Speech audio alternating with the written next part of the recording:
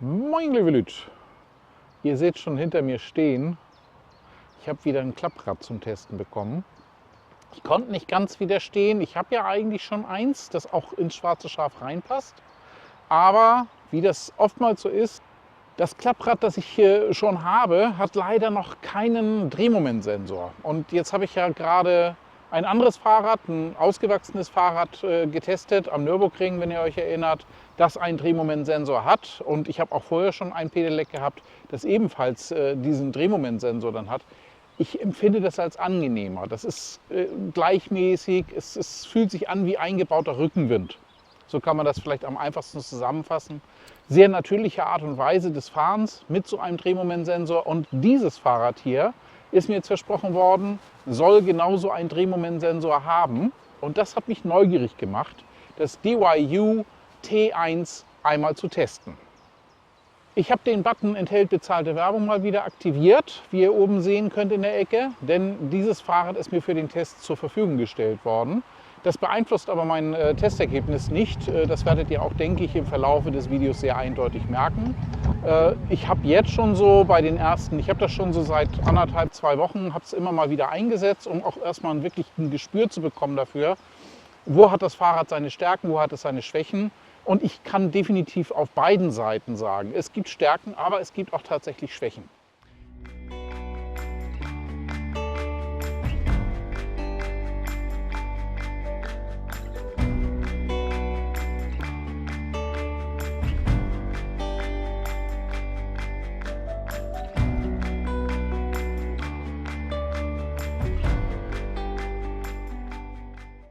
Ein Vorteil, finde ich tatsächlich, ist das Design. Es sieht wirklich ganz hübsch gemacht aus mit seiner doch eigenwilligen Rahmenart. Hier in der zentralen Mitte haben wir den Akku mit untergebracht. Hier hinten seht ihr den Griff auch dafür. Und hier unten in dem Bereich der Tretkurbel ist dann der echte Drehmomentsensor verbaut. Und das kann ich bestätigen. Ja, dieses Fahrrad hat tatsächlich einen echten Drehmomentsensor. Der fängt nicht einfach an, dann nach einer Unterstützungsstufe eine bestimmte Geschwindigkeit anzustreben und den Motor so weit reindonnern zu lassen, wie halt die Unterstützungsstufe ausgewählt ist. Das Rad ist DIN EN 15194 konform. Ich habe das Zertifikat vorliegen. Wir haben hier einen 250 Watt Heckmotor. Ich kann es nur schätzen, es gibt keine offiziellen Angaben. Ich würde mal sagen, so zwischen 30 bis 50 Newtonmeter dürfte auch tatsächlich an Anschub generieren können. Also nicht so viel wie das gelbe Pedelec, das ich jetzt ja gerade am Nürburgring testen konnte, das mit 120 Newtonmetern geglänzt hat. Das ist aber auch bei so einem kleinen Faltrad jetzt nicht wirklich zu erwarten. Es ist ein 36-Volt-System, was wir hier drin haben. Der Akku hat 10 Ampere-Stunden, das heißt, wir haben 360 Wattstunden hier zur Verfügung. Reicht, denke ich mal, so für die Last Mile. Und das ist es ja auch, was wir ganz oft wollen. Die letzte Meile, wenn wir jetzt mit dem Wohnmobil unterwegs sind, dass wir die komfortabel zurücklegen können, aber dass das Fahrrad dabei auch nicht zu viel Platz wegnimmt. Wenn wir es jetzt bei uns im Wohnmobil unterbringen müssen, bei mir in meinem Fall in einem Kastenwagen, da ist dann doch der Platz relativ überschaubar. Und da finde ich das Gesamtkonzept hier eigentlich ganz passig zusammengestellt. Vor allen Dingen jetzt wirklich mit diesem echten Drehmomentsensor. Hier hat man wirklich das Gefühl, man hat ein bisschen eingebauten Rückenwind. Es gibt aber nur eine Unterstützungsstufe. Man kann letzten Endes nur das Fahrrad anschalten und dann hat es die Drehmomentunterstützung über den Drehmomentsensor. Je mehr ich in die Pedale reintrete, desto mehr unterstützt auch der Motor. Das funktioniert wirklich gut, das funktioniert zuverlässig und auch in einem erwarteten Maße. Aber ich würde mir wünschen, dass das Ganze etwas abgestufter möglich wäre. Dass man sagen kann, okay, heute möchte ich ein bisschen mehr trainieren, heute möchte ich nur wenig Unterstützung. Oder Mensch, da vorne kommt jetzt wirklich so die Steigung, da möchte ich jetzt wirklich alles an Unterstützung bekommen, was ich kriegen kann. Dass man da zumindest vielleicht so 2 verschiedene Stufen auswählen könnte, das wäre schon was. Hat das Fahrrad so nicht, aber wie gesagt, das ist jetzt Jammern auf hohem Niveau, was den Drehmomentsensor angeht. Der Teil ist wirklich gut gelöst. Dann schauen wir uns mal die Details des DYU T1 genauer an. Wir haben ein 20 Zoll Rad mit einer sehr schönen 3-Speichenfelge. Nach den deutschen Bestimmungen ist der eine Reflektor, der hier verbaut ist, eigentlich schon gleich das erste Problem. Es hätten 2 Reflektoren sein müssen oder ein Reflektorstreifen im Reifen. Haben wir hier nicht. Wir haben einen Reflektor.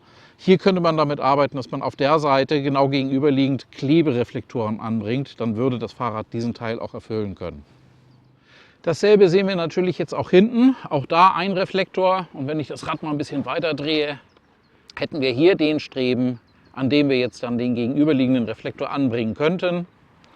Wir haben hier eine 7-Gang-Tournee-Schaltung. Das ist Einstiegsmodell bei Shimano, aber es ist zuverlässig. Also mit der Schaltung an sich bin ich tatsächlich recht zufrieden. Hier können wir die einzelnen Zahnräder dieser Schaltung sehen. Also der Gangwechsel funktioniert ganz hervorragend zuverlässig. Das ist auch mit dem Schaltwerk hier oben relativ komfortabel zusammengebaut. Einer zum Raufschalten, einer zum Runterschalten. Das gefällt mir wirklich gut. Was mir nicht ganz so gut gefällt, ist dann tatsächlich die Übersetzung. Ich habe gleich als erstes festgestellt bei dem Fahrrad, dass es keinen Tacho verbaut hat, sondern einen sehr, sehr einfachen Bordcomputer. Man kann das Fahrrad letzten Endes nur ein- und ausschalten. Mehr geht damit nicht. Naja gut, ich kann dann noch, wenn es eingeschaltet ist, das Frontlicht aktivieren und deaktivieren. Indem ich noch mal kurz drauf drücke, schalte ich das Licht an. Wenn ich ein weiteres Mal drücke, geht das Licht wieder aus. Für das Rücklicht muss ich hingegen hier diese doch relativ billig anmutende Lösung dann wählen. Das Ganze ist hier mit einem Akku versehen und kann dann per USB-Schnittstelle dann aufgeladen werden. Der erforderliche Reflektor ist aber tatsächlich schon gleich ab Werk vorhanden.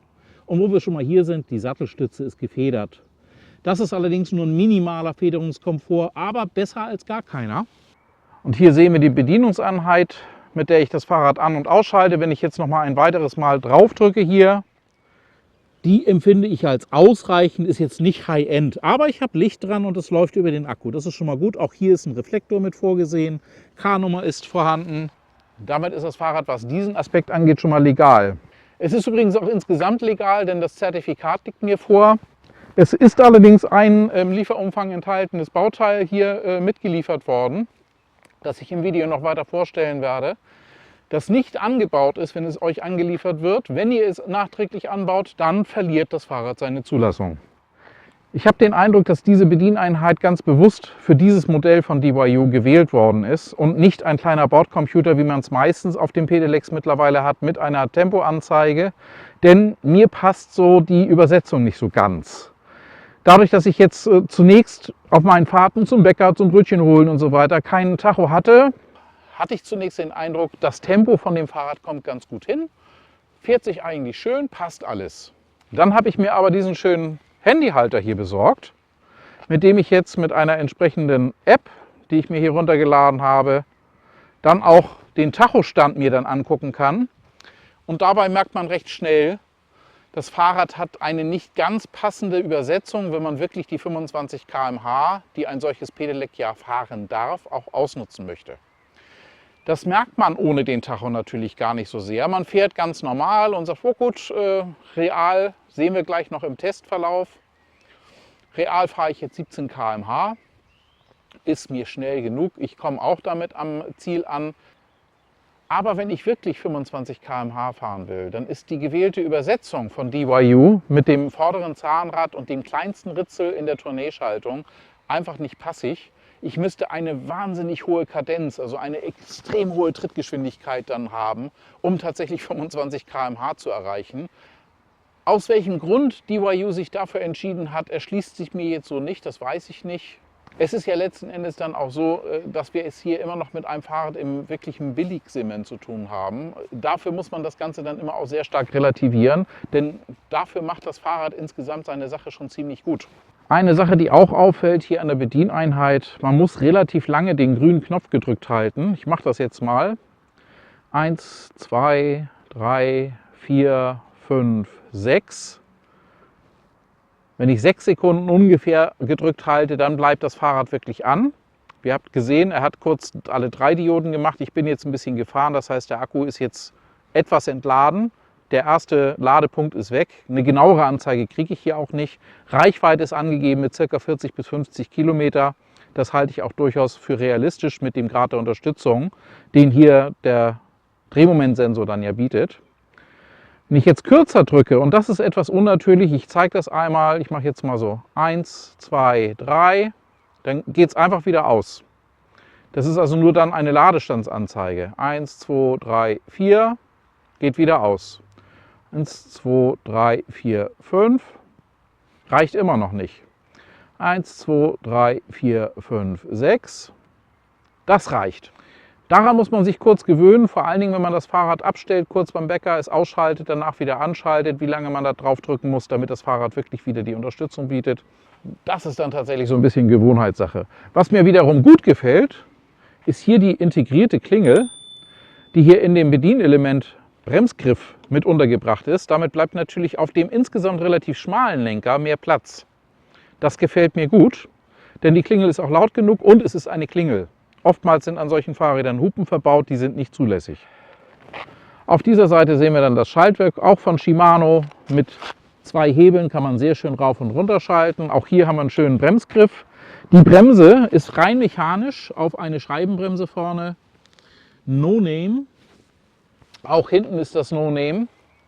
Aber so viel sei verraten, bremsen und verzögern tut das Fahrrad anständig. Da habe ich überhaupt nichts dran zu meckern.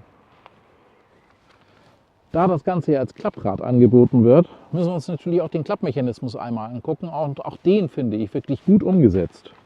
Wir haben hier auf der Seite einen Arretierungshebel. Ich zeige das gleich nochmal im Detail. Den muss ich einmal umlegen. Dann kann ich das Fahrrad hier in der Mitte auseinanderklappen. Hat ein bisschen Widerstand, aber dann baut es wirklich sehr schön eng beieinander. Hat auch vorne diesen kleinen Ständer unten. Jetzt kann an der Front noch der Lenker abgeklappt werden. Und dann baut das Ganze wirklich sehr, sehr kompakt.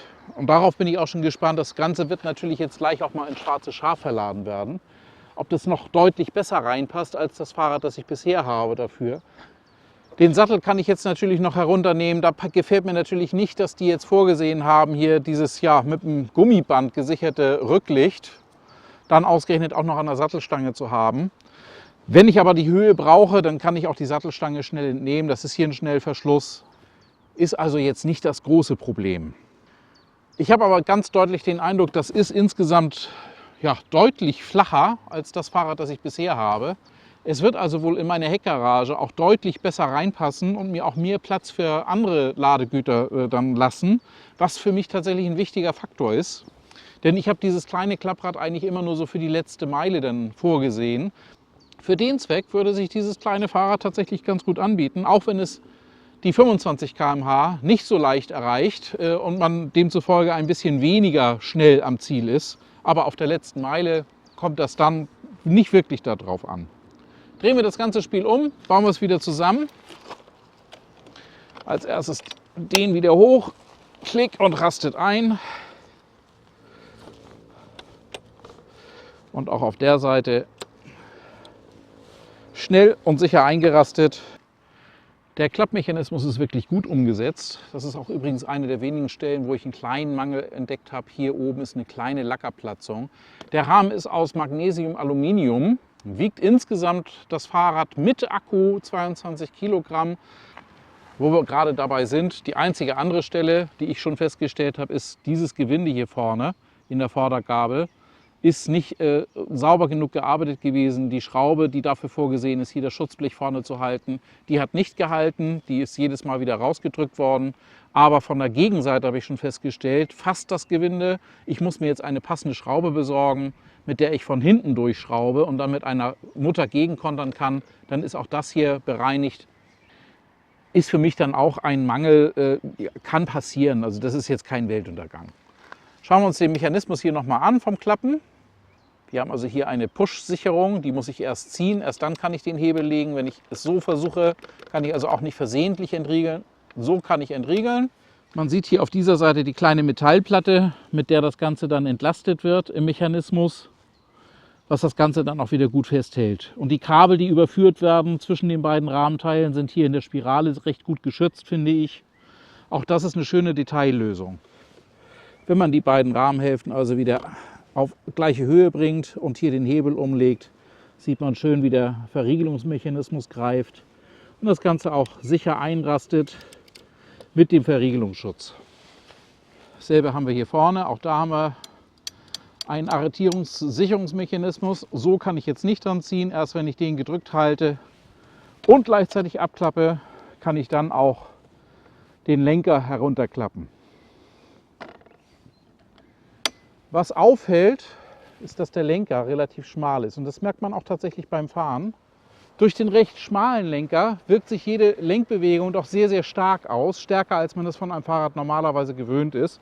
Aber auch das, man gewöhnt sich da ziemlich schnell dran. Nur zum Einhändigfahren ist das Fahrrad nicht unbedingt geeignet. Sehr gut gefällt mir übrigens den jetzt für diese Testzwecke angeschafften Handyhalter hier. Den verlinke ich euch auch unter dem Video. Der ist also wirklich mit einem Schnellverschlusssystem auf verschiedene Größen einstellbar. Ich brauche hier einfach nur zu drehen und dann geht der weiter auseinander und ich kann ihn an die Größe meines Handys anpassen. So mit dieser Größe zum Beispiel wäre er jetzt gar nicht mehr so richtig passend für mein hier verwendetes Huawei P30. Und absolut genial finde ich hier unten diese Schraube, denn damit habe ich das auch recht schnell an ein Fahrrad ran montiert und wieder abmontiert, wenn ich es mal nicht brauche, wenn ich es wegpacke. Bin jetzt eben schon an die Stelle, wo ich jetzt hier den Dreh beginne, damit hergefahren, habe schon mal den Tacho dabei ein bisschen beobachten können. Und das macht das Teil doch ziemlich gut, hier das Handy zu halten. Das kann man natürlich auch dann als Navigationshilfe dann benutzen, dass man dann auch über das Handy dann navigiert. Um es euch einmal zeigen zu können, habe ich dann auch den mit beigelegten Daumengashebel hier mit montiert und habe ihn jetzt eben auch mal gerade angesteckt.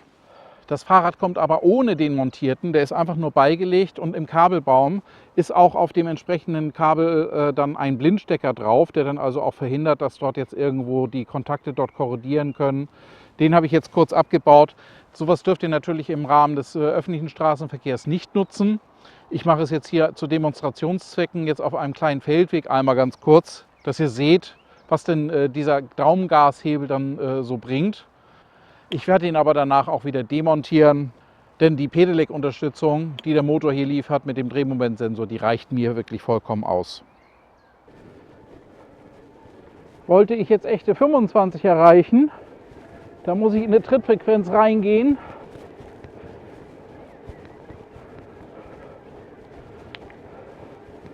Die schon etwas unnatürlich ist für dieses Fahrrad. Es geht. Aber ich habe jetzt auch nur 22 auf dem Tacho nach GPS. Ich habe auch den Eindruck, dass hiernach dann auch die Motorunterstützung sich weitgehend abschaltet. Also so ganz bis auf die 25 nach GPS kommt er dann nicht. Natürliches Trittmuster wäre jetzt eher so. 18, 19 km/h.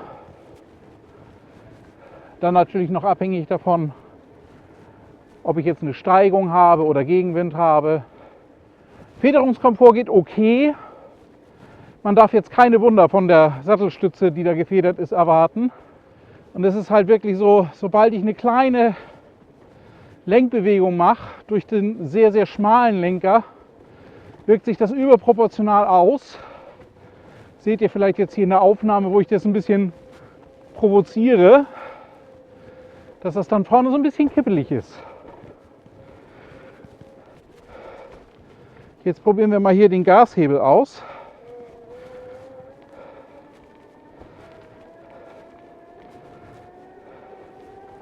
Der beschleunigt zügig und kräftig. Und jetzt habe ich auch schon 23 drauf nach GPS. Das bestätigt aber so ein bisschen meinen Eindruck von eben beim Treten. Denn bei 23 hört er auf.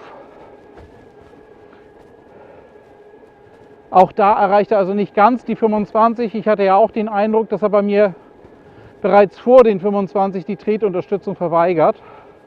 Das kann aber natürlich auch an meinem Gewicht liegen, das eher an der oberen Kante dessen liegt, was das Fahrrad hier verträgt. Es ist laut Angaben vom Hersteller freigegeben bis 150 Kilo. Da bin ich noch lange nicht. Aber dreistellig ist mein Gewicht dann schon. Spannend wird die Unterstützung jetzt natürlich hier an der Schrägen. Das ist hier eine ganz anständige Steigung. Ich bin im höchsten Gang. Da schlägt er sich tatsächlich ganz gut. Das hätte ich ehrlich gesagt gar nicht so ganz erwartet. Da er ja nur eine Unterstützungsstufe hat. Das Tournai-Schaltwerk tut seine Arbeit anständig. Niedrigster Gang. Damit kann man natürlich dann so Steigungen noch besser unterstützen, wenn die Motorkraft einen dann nicht so ganz hoch bringt, dann muss man halt entsprechend runterschalten. Wie gesagt, eben die Schräge habe ich im höchsten Gang fahren können. Zweiter Gang, dritter Gang, vierter Gang, fünfter Gang, sechster Gang. Da ist eine merklich längere Übersetzung. Und der siebte, der letzte, steigert das noch mal ein bisschen. Der Motor ist angenehm leise in der Unterstützung. Man hört ihn, aber er ist jetzt nicht aufdringlich. Wie gut das Fahrrad in die Heckgarage hineinpasst, das gucken wir uns jetzt mal zusammen an. Den Ständer muss man vorher einklappen. Ein bisschen aufpassen sollte man auch hier vorne mit dem Scheinwerfer.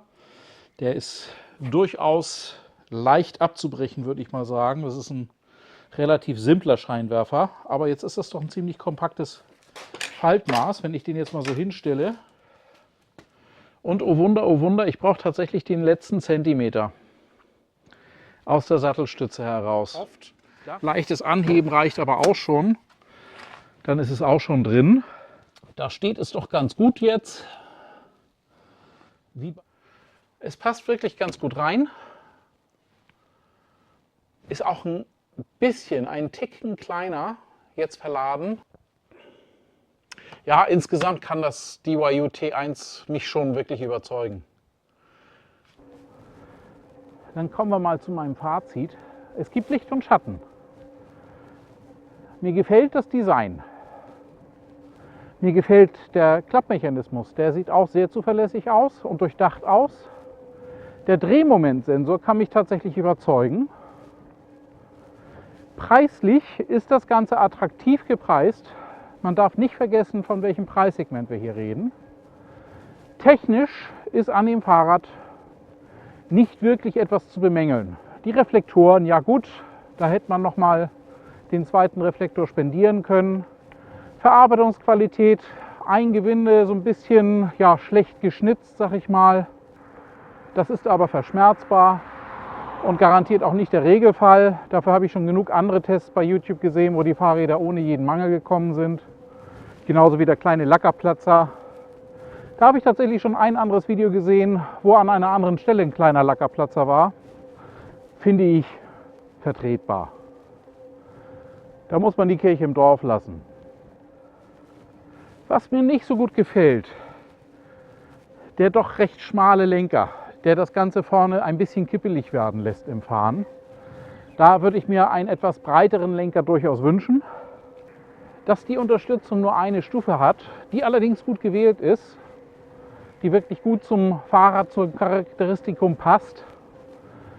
Das ist auch nochmal so ein Manko. Da hätte ich mir gerne 2 oder 3 wählbare Unterstützungsstufen gewünscht. Ich denke, das wäre auch umsetzbar. Ebenso wie ein Tacho. Da habe ich, wie gesagt, so ein bisschen den Eindruck, der ist auch durchaus bewusst weggelassen worden. Denn wenn man ohne eine Geschwindigkeitsinformation mit dem Fahrrad fährt, dann kommt einem das eigentlich so vor, ja, ist eine vernünftige Geschwindigkeit, ist eine vernünftige Trittfrequenz. Aber man hat halt nur so die 18, 19 km/h statt der 25 km/h. Nicht, dass die nicht erreichbar wären, das geht, auch mit einer Trittkadenz, die man wirklich noch fahren kann. Aber es fühlt sich unnatürlich an. Ich fahre ja viel auch mit anderen Fahrrädern, also hier ist einfach die Übersetzung nicht ganz optimal gelungen. Vielleicht ja auch als Verbesserungsvorschlag an DYU. Ein zweischneidiges Schwert ist definitiv das Daumengas. Da könnte man auch wirklich konsequenter sein und das gar nicht erst in den Packungsumfang beizulegen, denn es verlockt dann doch, es zu benutzen. Ich möchte euch davor warnen, wenn euch dann etwas damit passiert, wird das mit dem Versicherungsschutz schwierig. Ihr fahrt mit einem nicht zulassungsfähigen Kraftfahrzeug, weil dann gilt es als Kraftfahrzeug. Das ist das Ganze eigentlich nicht wert.